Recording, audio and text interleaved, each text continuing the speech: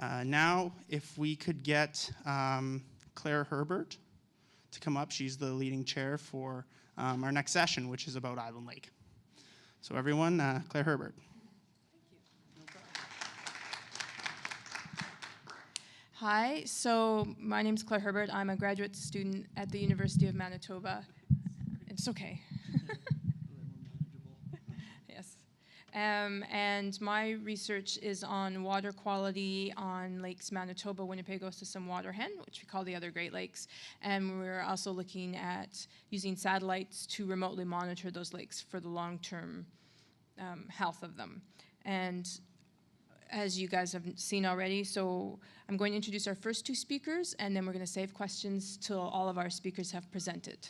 So our first speakers are Lakeisha Barkman and Shirley Thompson, who worked on a project in Garden Hill First Nation called Household Water and Sewage Survey and Program in Garden Hill First Nation.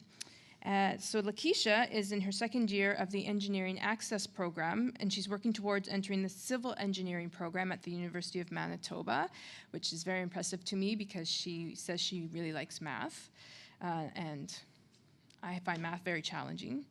She is from Garden Hill First Nation, and she wants to continue to work towards helping her community with their infrastructure and recreational activities to help provide healthy options for youth in the community. So this research that she's going to talk about today was her first research project. And Dr. Shirley Thompson has a whole list of awards and presentations and articles, so I'm giving you a very brief summary. She received her PhD in philosophy from the University of Toronto in 2002, and she's an associate professor at the NRI, Natural Resources Institute at the University of Manitoba. She's received multiple grants from tri-council agencies such as SEER and SHIRK, and she supports many graduate students. She also has a partnership grant on housing and food, so basic needs. So now I'll turn it over to Lakeisha and Shirley.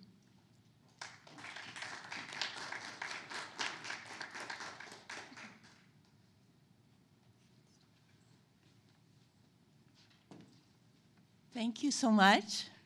So there's two groups of us, and we'll turn it into almost one presentation because they link really nicely. So I'll just start off acknowledging that we're on Indigenous land here at the University of Manitoba, a home of the Métis Nation, as well as the Dakota, Dene, Oji-Cree, Ojibwe, Anishinaabe, and Cree. And that we're all here working towards reconciliation.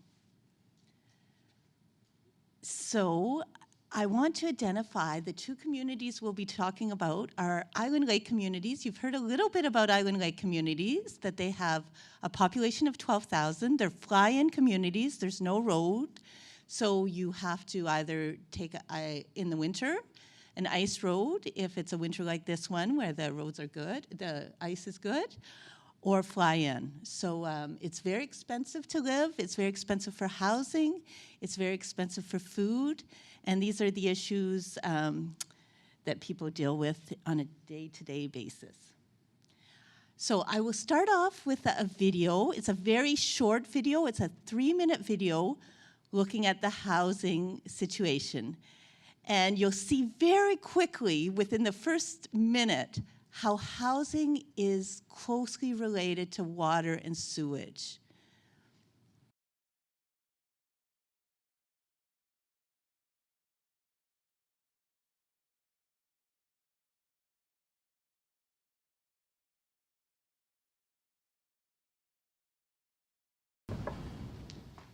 So that was Wasagamack First Nation, but you see the linkage, right? That part of a house is a home when it has water and sewage, and every day, first thing, you turn on your faucet and water comes out. Well, that doesn't happen in the house you saw. And you'll see a survey results of a recent survey that Lakeisha Barkman and Elsie Monias did completely on their own. They devised it. It was their initiative.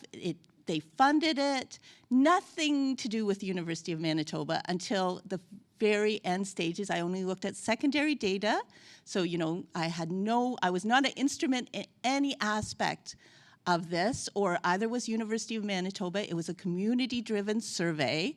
And wow, University of Manitoba could not have done what they did. They went to so many households and got the data.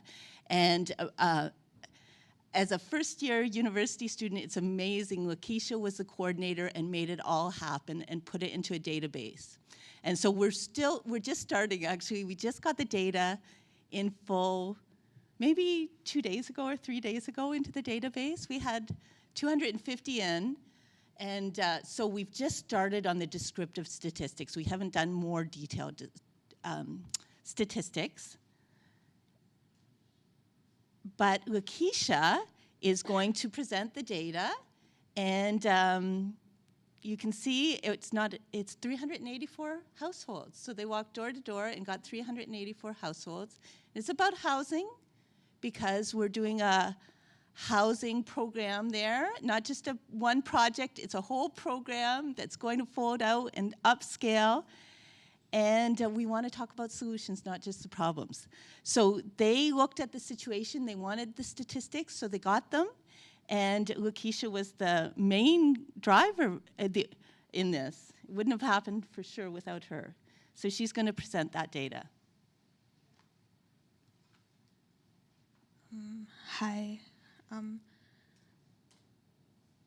Like Shirley said, this was a community-led research. I looked after it.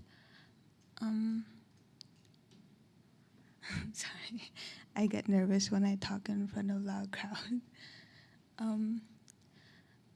First of all, I just want to mention that there was youth that helped me go through all the houses too.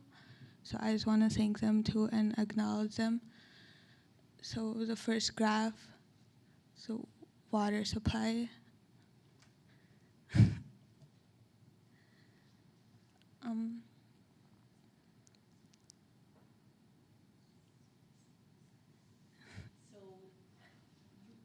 There was recently a sewer and water project, and so there's more cisterns than there used to be, but are there still pails that exist there, Lakeisha?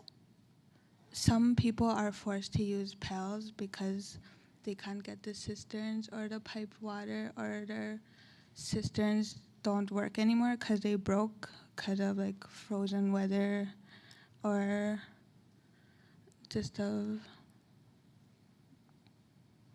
sorry. So even after a water sewer project, which Jerome is going to speak about, there's still 21%. And this isn't a small population. So this isn't a few people. This is hundreds of people that are still using pails in Garden Hill community, and the impact of that. And it is very much normalized. You know, it's in the seen in the community. So the next slide, when Lakeisha asked and about whether there were problems, lots of people said no. No problems, that's just the way it is. I think that they just said no because they think that like having bad water quality and having bad houses like normal to them, because we've been living with it for so long that they think that it's average. So I think that's why most people said no to that question about if they had problems with their water supply. And the most problems that came up with a yes was that their pipe was broken or it was frozen during the winter, and there was a lot of people that didn't answer.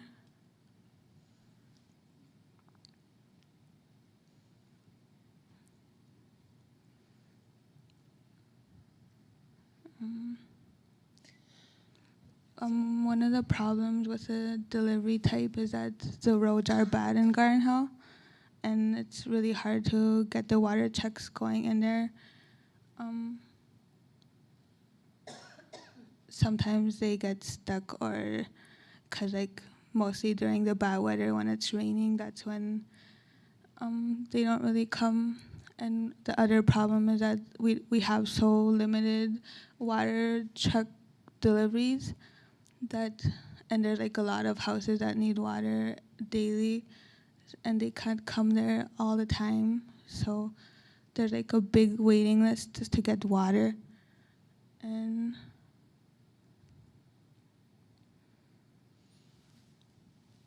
And the pipe. Yeah. So the pipe shows a lot less problems, and even the cistern, definitely pale, is an issue. Realizing winter is 5 or 6 months, so you have to chip a hole in the ice, or you have to have a boat to go out because often the water isn't so close, isn't good next to shore. Great. Just to go on to the sewage. We also get sewage pickup in Garden Hill and other communities. Sometimes it gets so filled up that it smells around the house and just around the area. And there was one problem in one house that the sewage was so filled up that it went into their basement, and there was kids in there, and they couldn't, and the sewage, and they couldn't do anything about it, and that's great. So I'll just add is. So often people run out of water and the sewage is full. So, there are real restrictions on drinking and flushing the toilet. And that's seen as normal. It's not normal, right? But it's seen as the way things have to happen unless you're bribing, or married to the water truck guy or the sewage guy. So there is, week-long delays of getting water on a regular basis. I think that's part of life, unfortunately. And again, in this issue, the people that used pails, that it's because their cisterns or pipes weren't installed yet, or it just was broken. And again, a lot of people said no, and some people didn't say anything. And I think again that they just think that it's really normal. I think the most people that said no is the people that had the pails. They think that's what you don't get clogged pipes with pails. And so that shows resiliency, right? If you can't change something, is there a way of, is complaining about it going to help, right? Is a thought in mind if things haven't changed in so long.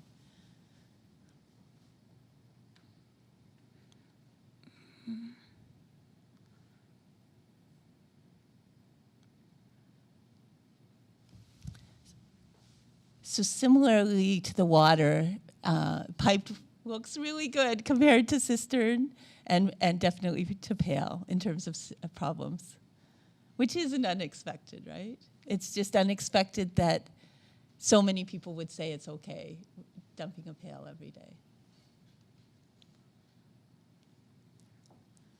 So you could see here that the most houses was built in 1991 to 2000, and it went low again. Or no.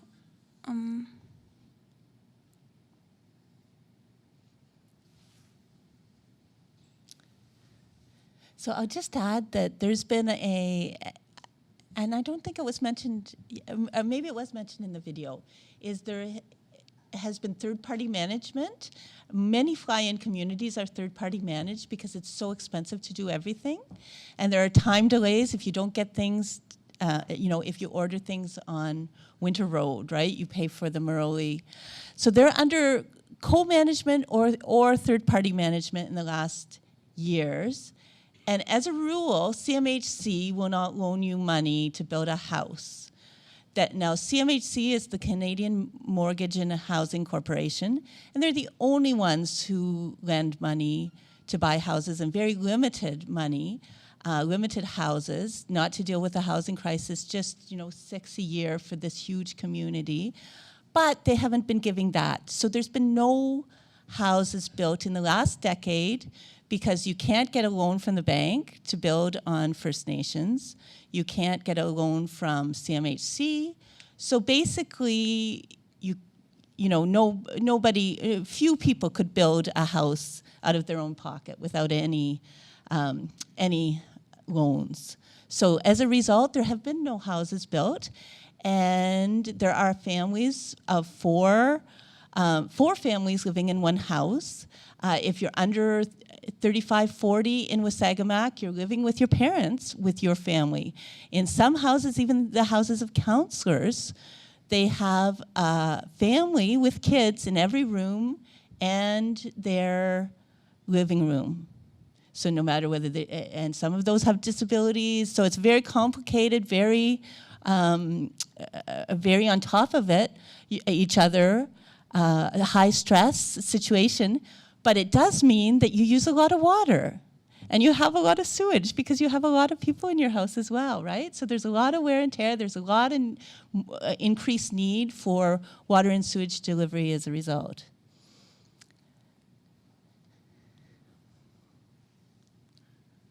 And again here, most people said that it was bad, and a lot of people said it was average too. And I think that's because that they think that it's normal to live in such conditions like that.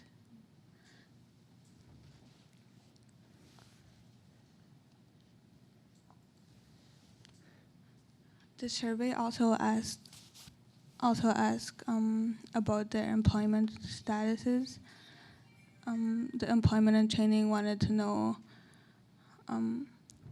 the statistics of how many youths are unemployed and employed, and also the adults.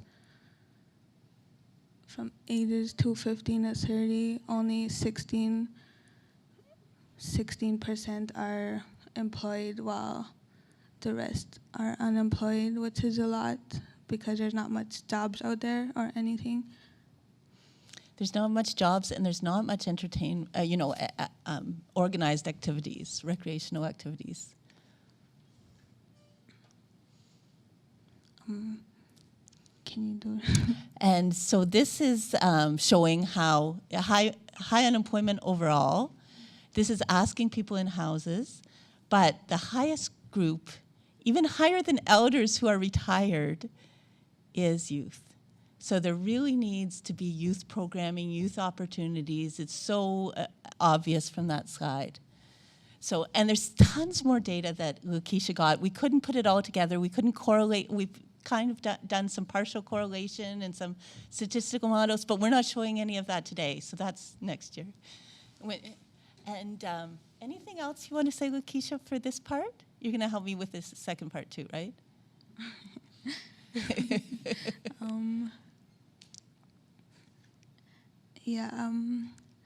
It's just really hard to find jobs up there, especially when you're a youth, because there's only the most common spot to work at as a youth is the northern store, and it's really hard to get across all the time.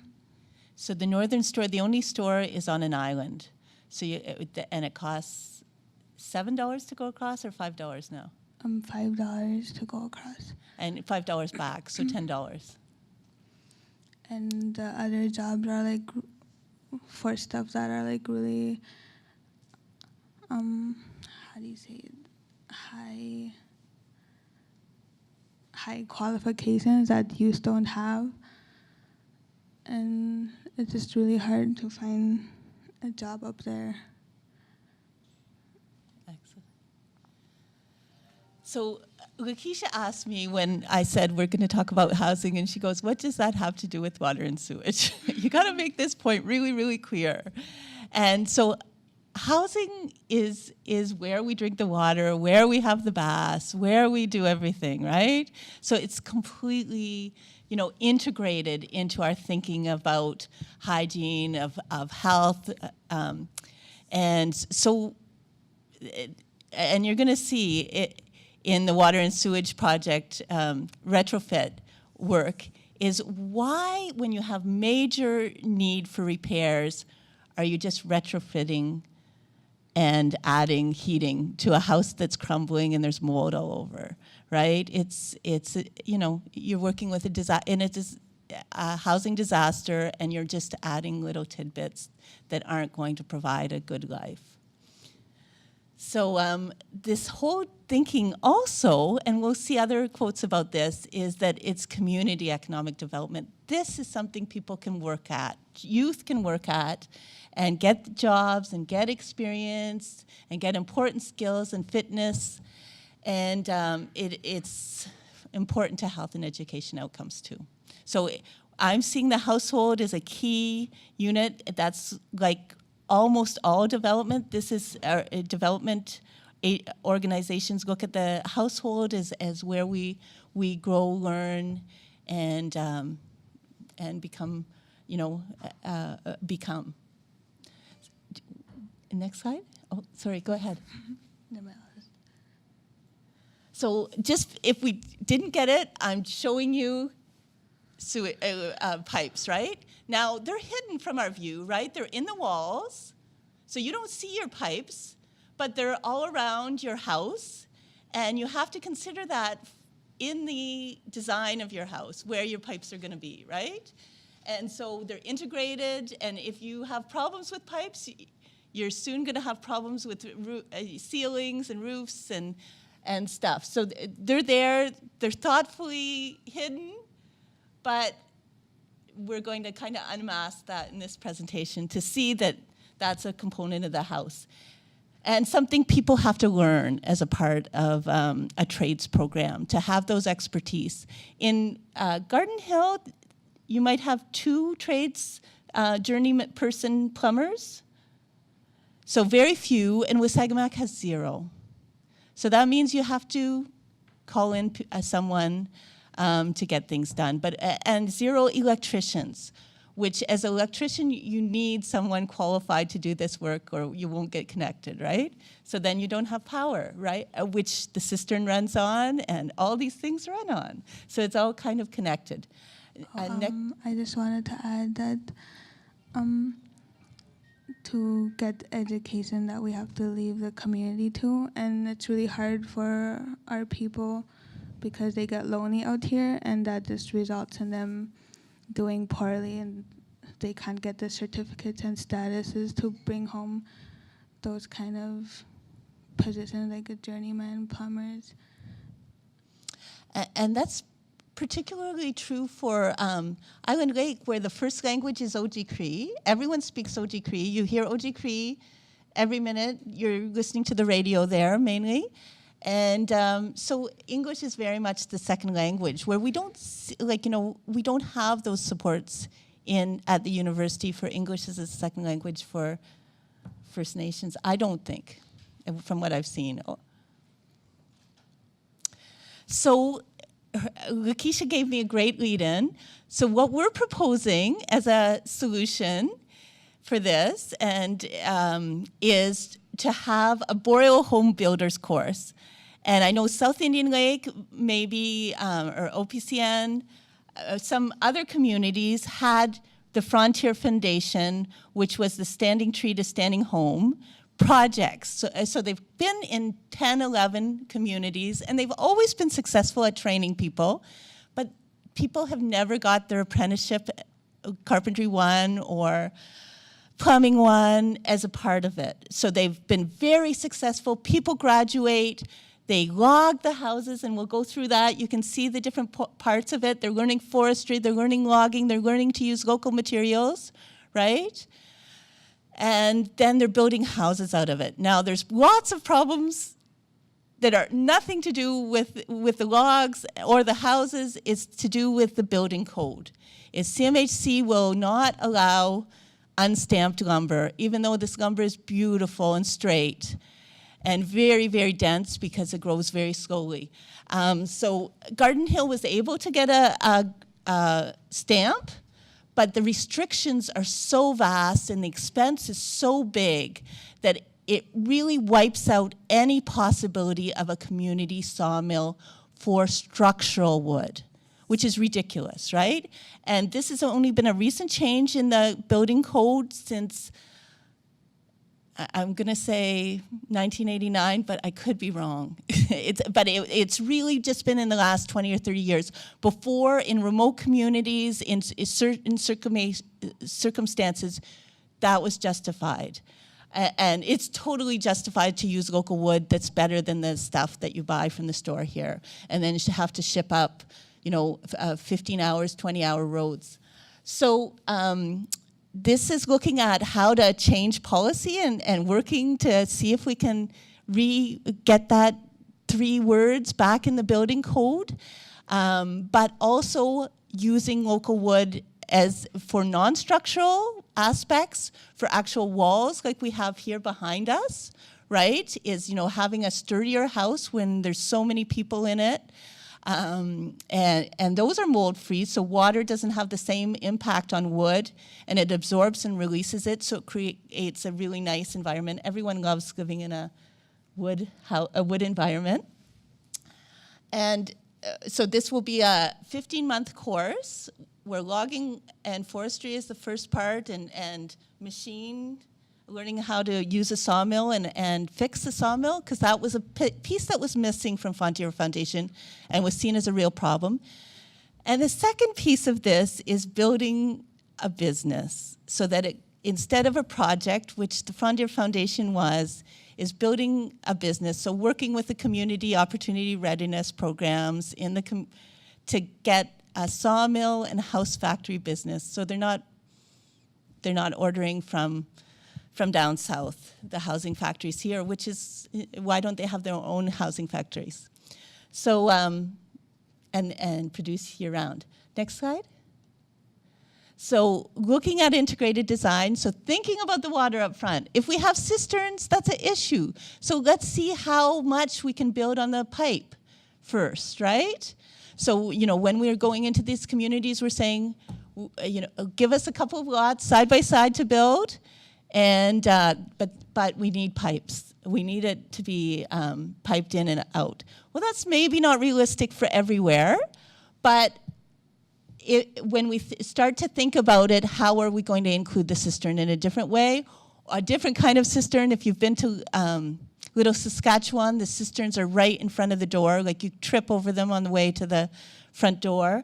And we're looking at the muskrat hut. I don't know if any of you attended Alexandria Wilson's talk when she was here, is this idea that she's building and we're working with her on, is a muskrat hut, which is a kitchen, compostable toilet unit with a sauna as a kind of center of a community. So thinking that for land defense work. So thinking that we can do things differently, and we have to investigate that and do an integrated design, considering the environment, considering local sources, and consider sustainability.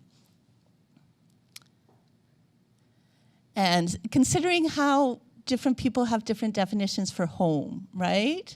So here you'll see that it's not as place-based. It's where you feel you belong, but not always fixed in time or space, is one definition. But, coming up with a community definition and a community design, and we'll go to the next slide. And thinking about that, and thinking about different aspects of it, and thinking about how we can use local materials, how we can salvage materials to clean up, so it's not in the waste dump. And this is based on the work of Lancelot Kaur, who's an architect at the University of Manitoba, and he's going to participate in a design build with his architecture students. Next slide. So this is one of his architecture students designed for, and this was for Lac Brochet as a possible model based on workshops with the community. Next slide. And now they're begging for these kind of models to be produced. This is actually very similar to the, from the look of it, and maybe you know better, is the design that was done in OPCN with the one house, many nations. Next slide. And thinking about how we can harvest local materials. So it has some models where there's 77% local materials, which is a lot less to bring, a lot less expense, and a lot more money staying in the community. Next slide.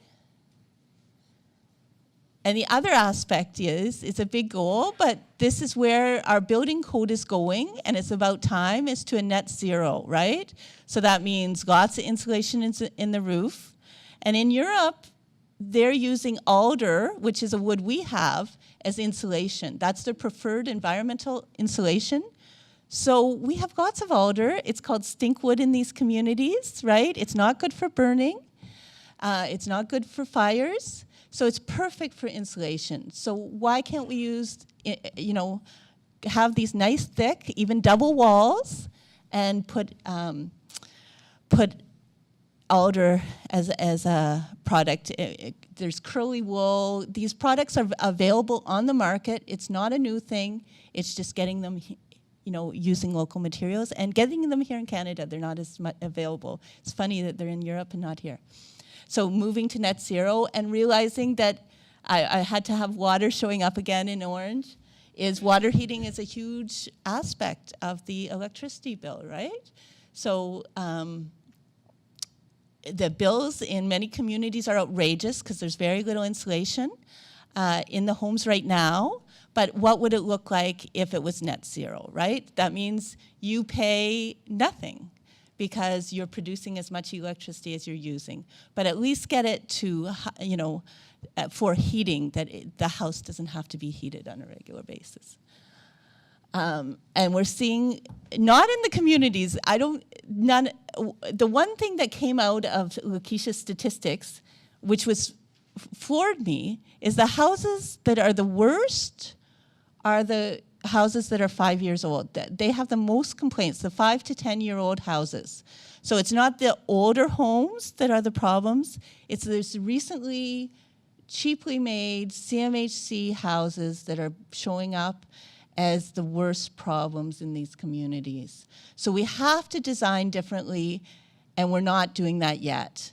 So this is a hope to redesign, and these designs, as we make them, will become publicly available. So they're not going to be, they're something with a supply list that any community can use. Next slide. So I'll just show you the home builders course very briefly, just to show you that 60 trees equals one house. These are smaller trees in the north, right? But they're very, they grow slow, but they're very, they have many good properties as a result of that slow growth. And so this has a lot of points you have to click.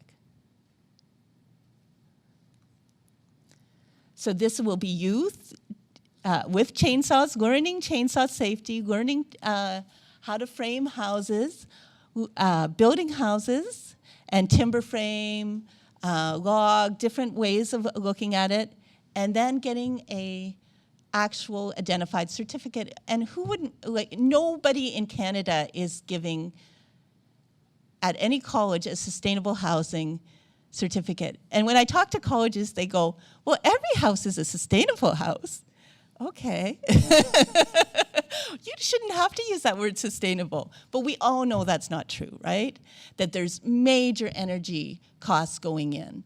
So carpentry programs, this will be a carpentry level 1, but they will also learn, and next slide, is they will also learn forestry and get different certificates. So we'll have micro certificates, realizing that there's lots of issues in the communities. So let's give as many certificates so along the way, like a CPR, first aid, chainsaw certificate, maintenance, so that, or small motor maintenance, so that people come out with lots of accreditation, and then there'll be an overall one that shows it together. So if people have to drop out, they can just start again with their certificates intact and not have to take their CPR, et cetera.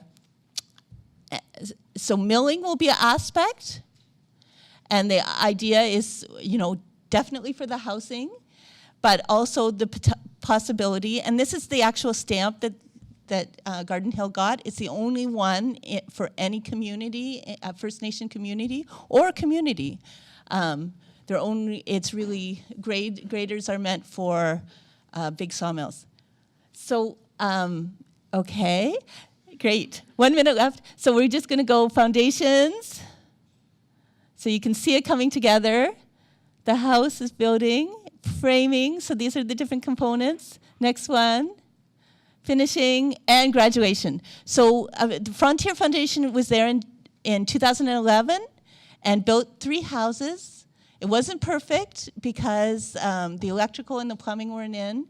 So to this day, they're using burn barrels in those houses. So we have to include everything and those instructions and education along the way.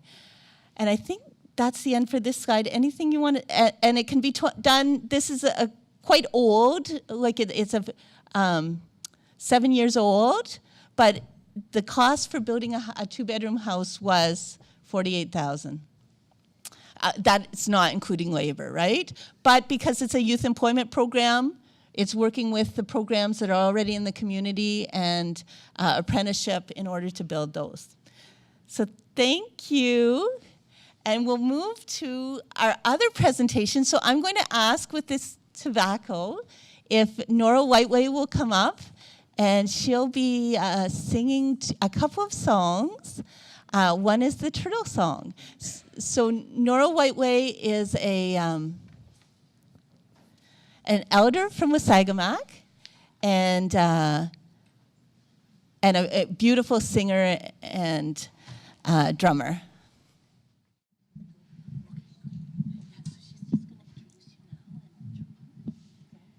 Thank you, Nora. That was beautiful.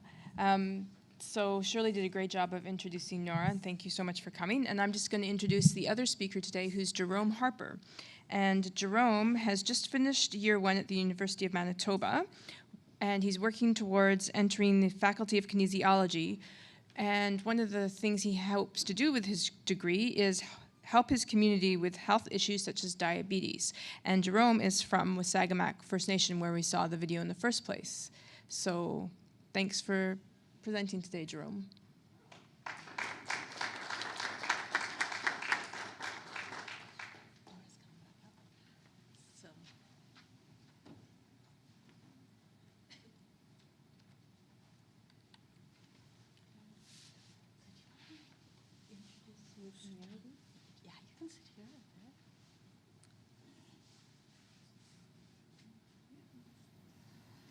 So this is the location. Again, we're going to visit Island Lake.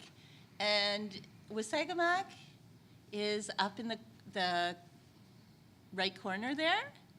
And do you want to say anything about Wasagamack, Nora? Like we have the demographic information there. Actually, Wasagamack is very isolated. We're the only reserve there that has no airport. So our only connection to get supplies is through our winter roads. So the winter road only lasts 2 months, if we're lucky. And recently we've been having a lot of warm weather through the winter time. So getting harder and harder for us to get supplies in there. And I tried buying bologna for my child there, one of my grandsons, during the Christmas time, holidays. So I went to the northern, that big bologna was $100. I said, oh, how am I gonna, I'm not paying $100 for a bologna. So that's how we live, high cost living too and everything.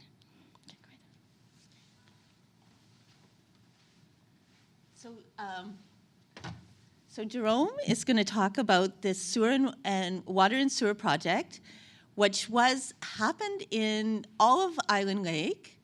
So it happened in Garden Hill. So the survey that you saw, Lakeisha did last year. So that was after this retrofit. So it's only been recently that most of these houses received cisterns. And the rationale or the thinking, the enlightened thinking, was that Island Lake Tribal Council, the chiefs, wanted to employ local people. So they said, they came and they put in proposals and requests with Apprenticeship Manitoba and with the federal government for them to do the work and to bring in the plumbers because they don't have red seal plumber in Wasagamack, and the electricians because they don't have red seal, but to apprentice young people. An apprenticeship is normally one-to-one, where if I'm working and I'm the electrician, I can only have one person working with me, but there they allow 3. And the rule is that you should always be kind of in sight of each other. So you're watching and you're learning from this expert. And so it's a very different kind of complex work requirement, and it includes both technical and so you have a technical training program, an education program for 20%, and on-the-job training with this apprentice for 80% of the year. Were you going to talk to that one? No. Okay. So the apprenticeship failed in that nobody got their level 1 in Wasagamack or Garden Hill. And there were reasons for that. The reason, again, is linked to the problems that we have with third-party management, and even co-management. To get any programming, the province will not give the money to the First Nation. And in this case, they gave it to a co-manager, and it was garnished. So the people who were doing the work didn't get their money until 2015, and that was basically the end of the program. So people came in with big hope to get some funding, to get top-ups, and social welfare programs were paying them minimum wage or $300 bonus, a top-up to their welfare, so very minimal. And they didn't get these programs because of this garnishment, this third party. So this co-management, this requirement where every other municipality can go into debt and isn't required to be co-managed, but for some reason First Nations have to be, and it's very restrictive. It means that they don't get housing, they don't get programs, they miss out on so many things. And so nobody got trained. There was no actual education programs in the community. So it was whether it was designed to fail or it failed, it definitely did fail. However, the thing that succeeded was that houses were retrofitted. So you can see it was ahead of schedule. They went ahead, they did the work, they got the water and the sewer in the communities. So on that grounds, as in terms of just labor, it delivered the goods very, very well. As for providing for youth, it failed. Okay. And Jerome will speak to this. Okay. I just want to note that this is my first time doing a presentation, so I ask you guys to bear with me. As you can see here, there are currently 2 sewage trucks and 2 water trucks operating in Wasagamack. Each one can only service 10 houses per day, as it takes roughly an hour for each, which would add up to 100 houses per week on average. And there are certain areas of the reserve where service trucks are having trouble accessing due to poor conditions of some driveways. And because of this, they sometimes end up getting stuck, slowing the process of picking up sewage and delivering water even more. This kind of incident also causes excessive wear to the service trucks, which eventually breaks down, making the service truck delivery and pickup process even slower. The people who look after the water sewage program usually keep track of a list of who needs service in the community, but doesn't necessarily mean they're doing it in order. So that, yeah, and in some cases I've heard community members pay the water sewage staff to give them priority service. And what else did I need to add?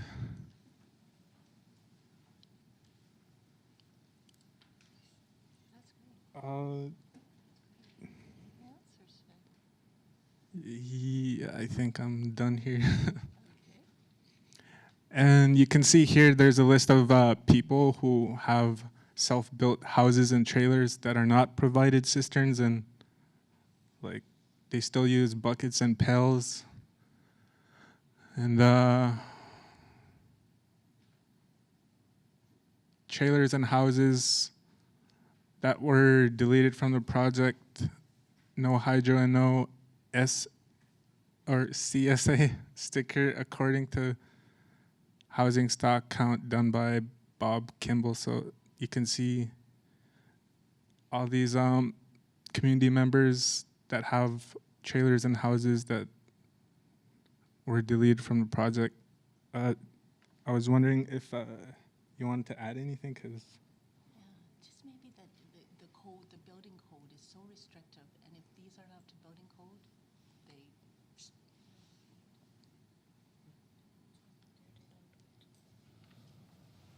oh, yeah, okay.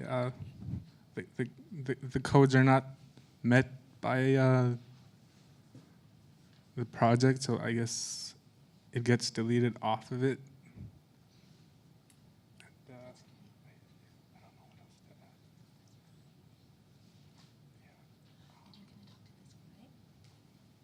add. Yeah. So I've inputted the data from Statistics Canada for Wasagamack First Nation, and you can see here that the one in bold, you can see how many households need major repairs. There are like 235, 84% of the community. And everything else you could see, regular maintenance and minor repairs. Okay. Nora,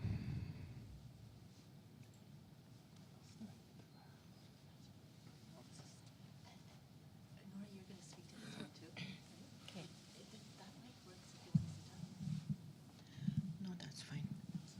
Okay, this is about they're protesting, the women, the children, and the men. They're protesting because a government official came to our community, and this is what the signs they made was, we need more homes, because there are about 3 families to 1 home, and they need a lot of things in the community. See why they are protesting is because of the water and sewage too. We need to keep our children clean, and our water is not as pure as it used to be. And actually a major issue is because due to lots of people living in one house, it causes relationship problems and hygiene problems, mostly. And also people can get sick if you have too many people in the house. So, and that's why you need the water and sewage so you can keep things clean in the house. And like for me, I have a bad knee because I carry 2 pills. I thought I was strong again. It's still strong. And that's how I hurt my knee. So I was strong. Okay. Do you want to? So that mic works if you want to go up to it. Nora, you had asked me to put in lots of pictures. Okay. So you're going to add to this, the next few pictures? Okay, this is our trap line there, and we like to go out there because it's more efficient. Like that house you see there, me and my nephew built it in about maybe about a week, because we had the logs there, and we had the moss and everything. So it's really a big house. We fit our canoe in there, and we canoe around, and we live off wild animals and the muskrats that live in the muskrats and the beaver, and that provides good for your physical body. It's really good because they eat off the land, and it's really peaceful there, and we teach our children. That's the way how we lived in the 60s. After the 60s, that's when they started building homes. We literally lived off the land by canoeing to land to land. We have lots of, carry on. Oh, sorry. The other one. See, all these have lots of islands in Island Lake. That's why it's called Island Lake. There's about 3,000 islands, mostly over 3,000 islands there. And there's water surrounded, and that's our livelihood there too. And our legends are basically all over, like our heritage. There's heritage sites. Over there, there's Fairy Rock, and they said that's where the little people always stayed. And they traveled on the land, on the rocks, in the water. So we have our legends too. And the Thunderbirds, of course. And that's how we had our fur trade there too. Our, what do you call that from Nora House? Our route from Nora House. Go ahead. See, this is the 100-year commemoration. It's a historic journey from Nora House to Island Lake. We had it from Nora House to the old post. So these people traveled all the way through portages and everything and carried supplies like they did what our ancestors did a long time ago. So they did that, and it took them maybe close to a week. And this is what we do. The beaver provides a lot of nourishment for the bodies because they eat the moss in the lake, and they eat the herbs like Whiteway, makes your body strong. And that's what they do. A long time ago, these beaver pelts, they cost a lot, but not as much today, like marten too and stuff like that. And the youth, they love the lake so much, that's what they do. They're always out on lake kayaking, swimming, and stuff like that. And if our water is destroyed, what are they going to enjoy?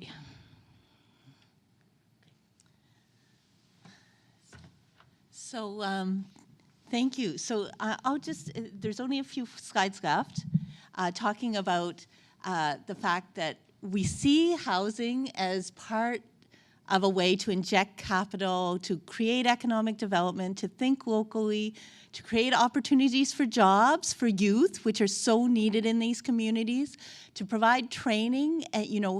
A lawyer, Sharon Mason, who was the chief of Wasagamack, said, if I hadn't have started with a small college program in my community, I never would have gone on to law school.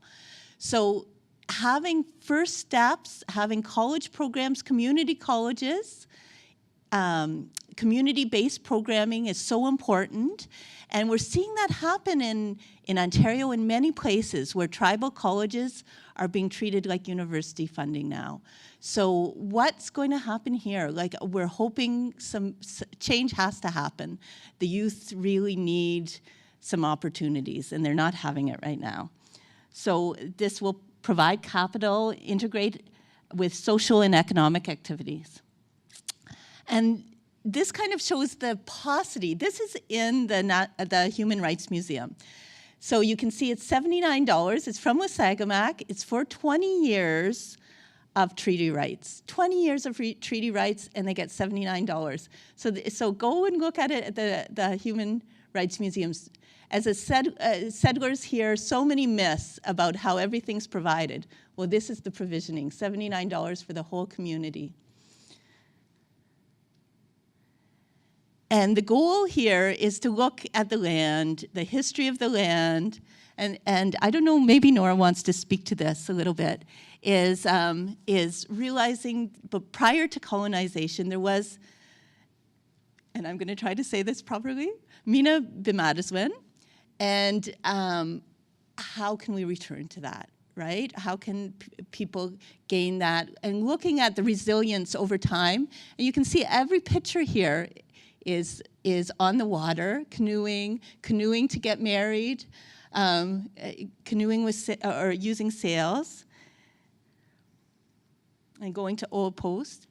And here, the idea that the isolation was a good thing initially because it protected them to a large degree from disease, but now unless we organize differently, it's been very difficult, and only the water started. You can see the first phase of water, piped water, in St. Teresa alone was 2004. So it's been very, very recent that this whole island, like these 12,000 people had piped water.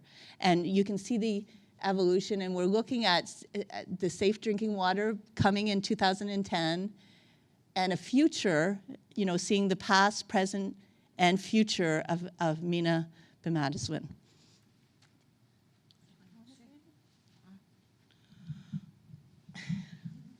This guy keeps moving the mic, so I don't know. Anyways, Mina Bimadiswin means like good life. That's what it means. Have a good life, returning to good life. And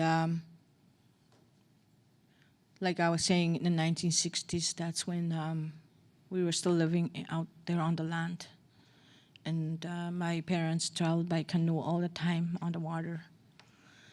And then the hydro plants came, so they started making houses for us in hydro.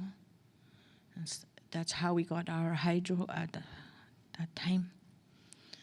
And as soon as things go on, we noticed that our youth are getting lazy because there's no jobs and there's no like on hand. You see electronics everywhere, That's what we face as a family too. And before that, I didn't have a TV when I was growing up, so I don't miss the TV. I still don't miss it. Anyways, as those people were going out 2010, the safe drinking water, they started adding chlorine to the water, so we don't know what kind of chemicals are still put in there. So I've noticed the rate of cancer that's in its reserves. So you have to really do research on it. And I know the way it works, like for the researchers here, like that are trying to help us, Native people up north. I thank you, but I think there has to be more research done for our people, more and more. And especially when, I think that's the highest rate there that is, third world, I should say, in Island Lake, because it's very isolated. There's no road connections. We don't have a highway like most people. So I think Island Lake needs a lot of help, like especially now, because our waters are not that pure anymore too, and high cost of living. If you go to a northern store too, just a bag is about $100, and you come down here, $100 will get you a lot. And our youth and our children need to eat healthy, and they cannot eat healthy because of the poverty over there. And sometimes the families that have lots of people in a home, they tend to suppress their feelings and they lose their kids. Like I heard somebody say here that CFS was taking over the kids. That is very true. I see that over there because they're sometimes I go into a home and I don't even see a washer or a dryer there. And they have about 5 to 6 kids. How are they gonna survive? How do they survive? And then the parents turn to alcohol and drugs just to suppress their feelings because they can't do anything, get a good job, or try to provide for their children. And for me, I don't really believe in welfare. I've never been really on welfare all my life because I've been working. That's the way I was taught by my mother, to always look, to work hard. And I worked hard all my life. I actually believed that being lazy was a sin. That's the way my parents taught me. But I began to know that being lazy is not a sin. Because there was mercenaries there too, in Island Lake. In Island Lake, there was mercenaries like ministries that taught ministries and all that stuff, and the nuns and the priests. But I still respect that because that's the way my parents were taught. Okay, thank you very much.